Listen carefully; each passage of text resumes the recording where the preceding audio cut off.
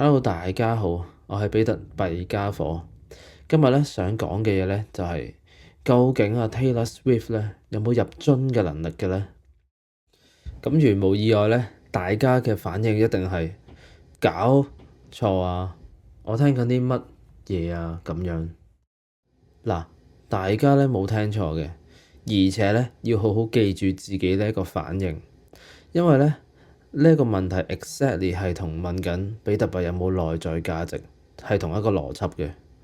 OK，好，咁我哋就事不宜遲，入正題啦。咁要講究竟比特幣有冇內在價值咧，就要講咗咩係內在價值先。咁而要講咩係內在價值咧，就要講咗咩係價值先。咁第一樣嘢咧，以防有啲人撈亂咗，我哋要知道嘅嘢咧就係價值咧同價格係唔同嘅。價格咧係個 price，喺個市場上面嗰個標價，例如喺超市入邊嗰個價錢牌咁樣，或者嗰隻股票嘅成交價咁樣。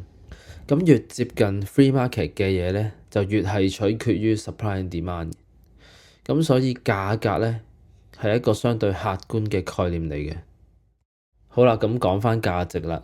價值咧就係一個相對主觀嘅概念嚟嘅，即係話咧某一樣嘢咧，對於唔同嘅人咧係會有唔同嘅價值判斷。例如一條好靚嘅裙啦，咁對於一個男士嚟講，佢嘅價值同對於一個女士嚟講，畀到佢嘅價值就唔同咯。而且價值咧係需要視乎情況咧去判斷嘅，即係話咧，就算係同一個人咧，佢喺唔同嘅情況下咧，都會對同一樣嘅事物咧有唔同嘅價值判斷。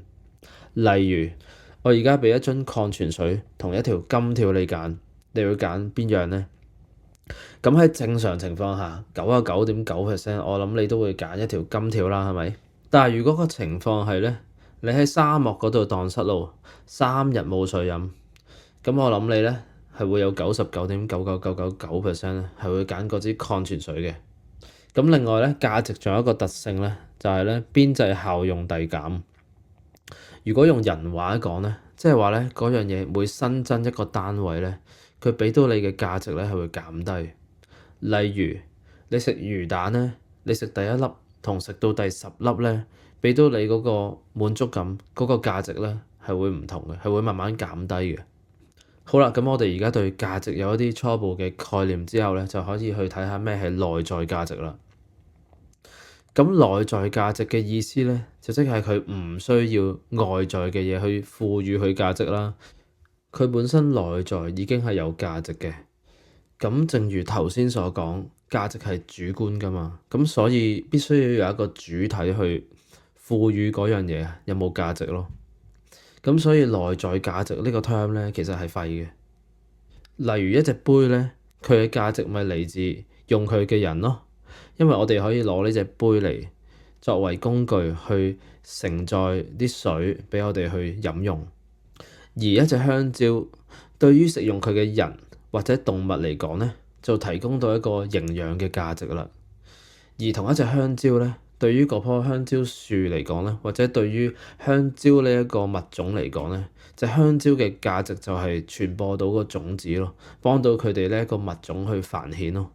如果冇咗人或者動物去識得用呢個杯，或者識得用呢隻蕉，識得食呢隻蕉，咁呢隻蕉或者呢個杯咪冇價值咯。同樣地，黃金嘅價值係嚟自佢嘅工業用途，佢作為金錢嘅用途，佢作為飾物嘅用途。一間屋嘅價值就係畀到人一個可以棲息嘅空間咯。其實講到尾咧，我哋做人咧係要不斷解決好多好多問題，衣食住行嘅問題啊，我哋又有需要嘅嘢啊，我哋又有想要嘅嘢啊，咁樣。咁當我哋遇到一啲可以解決到我哋以上嘅問題嘅嘢嘅時候咧，我哋就會主觀地賦予呢啲嘢價值咯。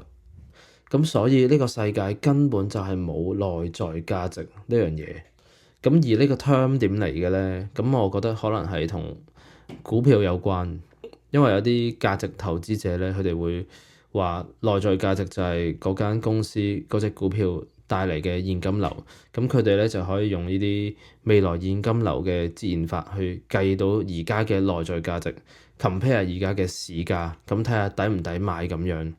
咁可能 under 喺呢一個特定嘅狹義嘅 context 底下咧，咁內在價值咧先講得通，先係有意思嘅。咁但係即使係咁，我哋都冇可能會用衡量一間公司嘅估值方法去幫比特幣去估值嘅，都唔 make sense 嘅咁樣，因為比特幣都唔係一間公司，佢唔會有盈利，佢唔會派息，佢只係一個金錢系統，佢只係一本帳簿。正如你唔會去用入樽嘅能力去作為指標去衡量 Taylor Swift 係咪一個好嘅音樂人嚟㗎嘛。By the way 咧，其實咧 Taylor Swift 咧係真係入到樽，只要有人抱起佢。咁今日嘅結論咧就係比特幣咧係冇內在價值嘅，因為呢個世界根本就冇嘢係有內在價值嘅。咁對於有問過或者喺個心度有諗過，究竟比特幣有冇內在價值嘅人嚟講咧，你應該問嘅問題咧係：金錢對於人類嚟講解決到啲咩問題，提供到啲咩價值？比特幣係有一啲咩特質可以令佢成為一樣好嘅金錢？而作為金錢，佢相比起法定貨幣同埋黃金有咩優勢？等等等等。咁今日分享係咁多，希望大家可以幫手 subscribe 個 channel，歡迎留言理性討論，下次見，拜拜。